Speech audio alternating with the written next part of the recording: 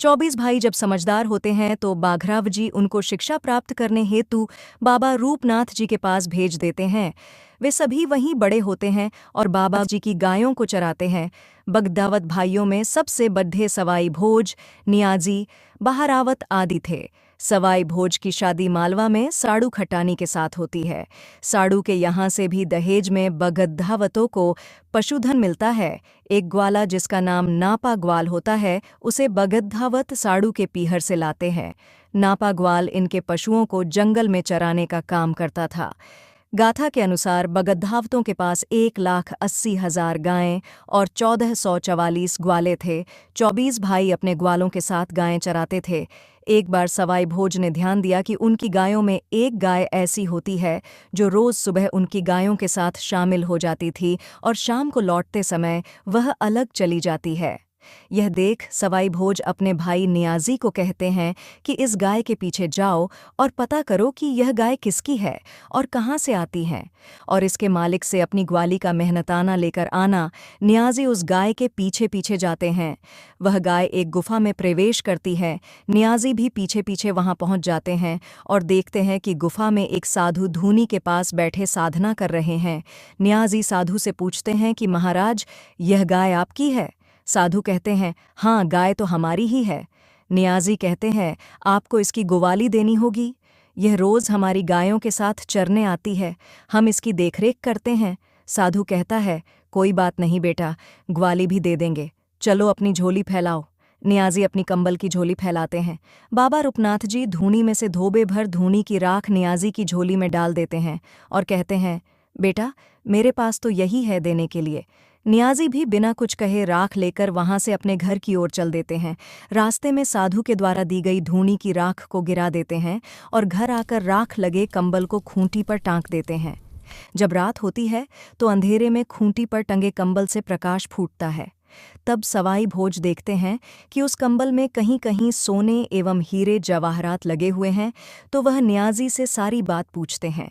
नियाजी सारी बात बताते हैं। बगदावतों को लगता है कि ज़रूर वह साधु कोई करामाती पहुंचा हुआ है।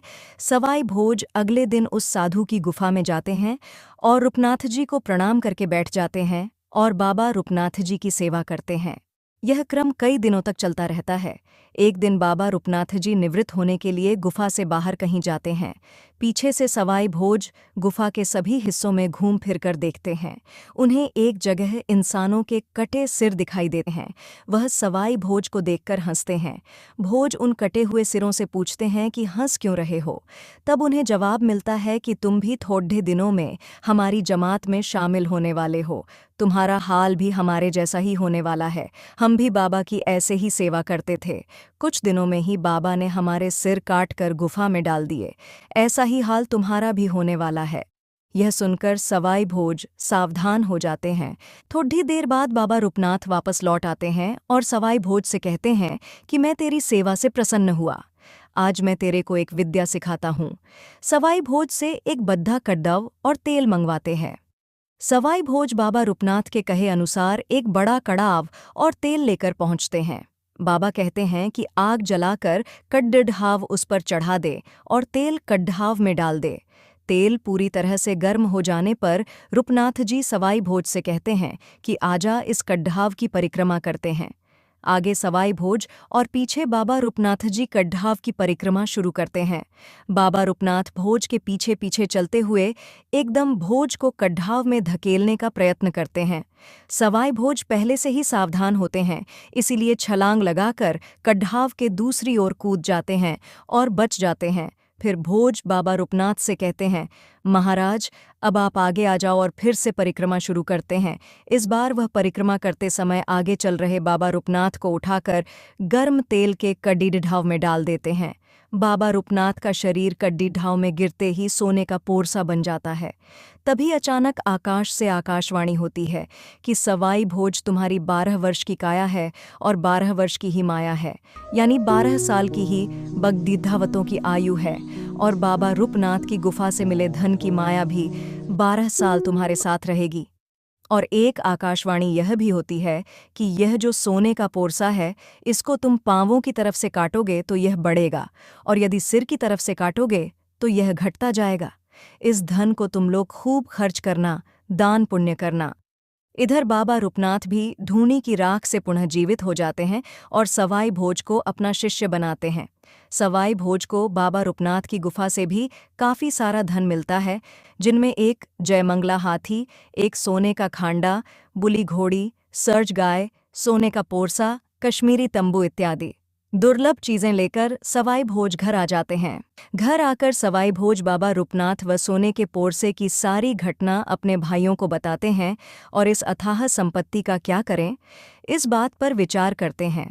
बगदावतों में सबसे बड़े भाई तेजाजी बगदावत कहते हैं कि हमें इस धन को जमीन में छुपा देना चाहिए और हमेशा की तरह जब अकाल पड़ी ढहेगा तब इस धन का उपयोग करेंगे और इस धन को कई गुना बढ़ा लेंगे। इस पर सवाई भोज कहते हैं कि भाई, आपने तो अपने नाना की तरह ही बढ़िया बुद्धि का उपयोग कर धन बढ़ाने का सोचा है। हमें इस धन को जन कल्याण के कार्यों में खर्च करना चाहिए और लोगों को खुले हाथ से दान करना चाहिए। इसके पश्चात सवाई भोज के कहे अनुसार ही बगदावत अपना पशुधन बढ़ाते हैं। सभी भाई अपने लिए घोड़े खरीदते हैं और घोड़ों के लिए सोने के जेवर कच्चे सूत के धागे में पिरोकर बनाते थे, ताकि घोड़े जब दौड़ें तो उनके जेवर टूट कर गिरें और गरीब लोग उन्हें उठाकर अपना परिवार पाल सकें। आज भी ये जेवर कभी कभी बगदावतों के गांवों से मिलते हैं। बगदावत उस धन से बहुत सी जमीन खरीदते हैं और अपने अलग अलग गांव बसाते हैं। सवाई भोज अपने बसाए गांव का नाम गोठा रखते हैं। इसके अलावा बगदावत उस धन से काफ़ी धार्मिक और जनहित के काम भी करते हैं। तालाब, बावद्दियाँ और कुओं का निर्माण करवाते हैं।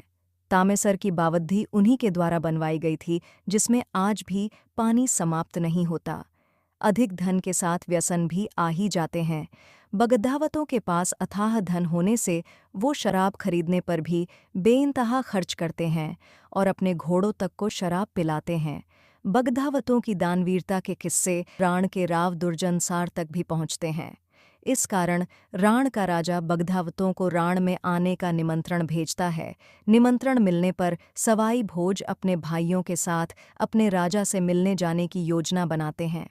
दूसरे दिन बगदावतों को अपने घोड़ों को श्रृंगार करते देख साड़ू अपने देवर नियाजी से पूछती है, देवर जी, सुबह सुबह कहाँ जाने की तैयारी है? नियाजी उन्हें बताते हैं कि हम सभी भाई राण के राव दुर्जनसार के निमंत्रण पर राण जा रहे हैं। श्रृंगार करके बगदावत छो छू भाट के साथ राण की तरफ निकल पड़ते हैं। रास्ते में उन्हें पनिहारियां मिलती हैं और बगदावतों के रूप रंग को देखकर आपस में चर्चा करने लगती हैं। राण में प्रवेश करने से पहले ही बगदावतों को एक बाग दिखाई देता है, जिसका नाम नौलखा बाग था। वहां रुककर सभी भाइयों की विश्राम करने की इच्छा होती है। यह नौलखा बाग राव दुर्जनसार की जागीर होती है और बाग का माली इन अनजान राहगीरों को बाग में रुकने से मना कर देता है। तब नियाजी माली को कहते हैं कि पैसे लेकर हमें बैठने दो, लेकिन माली नहीं मानता, जिससे नियाजी को गुस्सा आ जाता है और माली को पीटकर वहां से भगा देते हैं। उसके बाद नौलखा बाग का फाटक तोड़कर उसमें घुस जाते हैं। इधर बाग का माली मार खाकर राव दुर्जनसार के पास पहुंचता है और बगड़ावतों की शिकायत करता है। इधर बगड़ावतों को नौलखा बाग के पास 2 शराब से लबालब भरी हुई झीलों सावन भादवा का पता चलता है। ये शराब की झीलें पातू कलाली की होती है, जो दारू बनाने का व्यवसाय करती थी। सवाई भोज शराब लाने के लिए नियाजी और छोछू भाट को पातू कलाली के पास भेजते हैं। पातू कलाली के घर के बाहर एक नगाड़ा रखा होता है, जिसे दारू खरीदने वाला बजाकर पातू कलाली को बताता है कि कोई दारू खरीदने के लिए आया है। नगारा बजाने का नियम यह था कि जो जितनी बार नगारे पर चोट करेगा वह उतने लाख की दारू खरीदेगा। इससे अनजान छो छू भाट तो नगादे पर चोट करें जाता है। नगारे पर हो रही लगातार चोटों को देख पातू सोचती है कि इतनी दारू खरीदने के लिए आज कौन आया है। पातू कलाली बाहर आकर देखती है कि 2 अनजान घुड़सवार दारू खरीदने आए हैं। पातू उन्हें देखकर कहती है कि मेरी दारू मनहगी है, पूरे मेवाड़ में कहीं नहीं मिलेगी। केसर कस्तूरी से भी अच्छी है, ये तुम नहीं खरीद सकोगे। नियाजी अपने घोड़े के सोने के जेवर उतारकर पातू को देते हैं और दारू देने के लिए कहते हैं। पातू सोचती हैं कि ये ठग है, जो पीतल के जेवरों को सोने के बताकर उसे मूर्ख बना रहे हैं, इसलिए दारू देने से पहले सोने के जेवर सुनार के पास जांचने के लिए भेजती है। सुनार सोने की जांच करता है और बताता है कि जेवर बहुत कीमती है। जेवर की परख हो जाने के बाद पातू नौलखा बाग में बैठाकर बगद्धावतों को दारू देती है। इधर माली की शिकायत सुनकर रावजी अपने सेनापति नीमदेव को नौलखा बाग में भेजते हैं। रास्ते में उन्हें नियाजी मिलते हैं और अपना परिचय देते हैं। नियाजी से मिलकर नियमदेव जी वापस राव दुर्जनसार के पास जाकर कहते हैं कि ये तो बाग जी के बेटे बगद्दावत हैं। राव जी कहते हैं कि फिर तो वे अपने ही भाई हैं। राव जी बगद्दावतों से मिलने नौलखा बाग में जाते हैं और सवाई भोज को अपना धर्म भाई बना लेते हैं।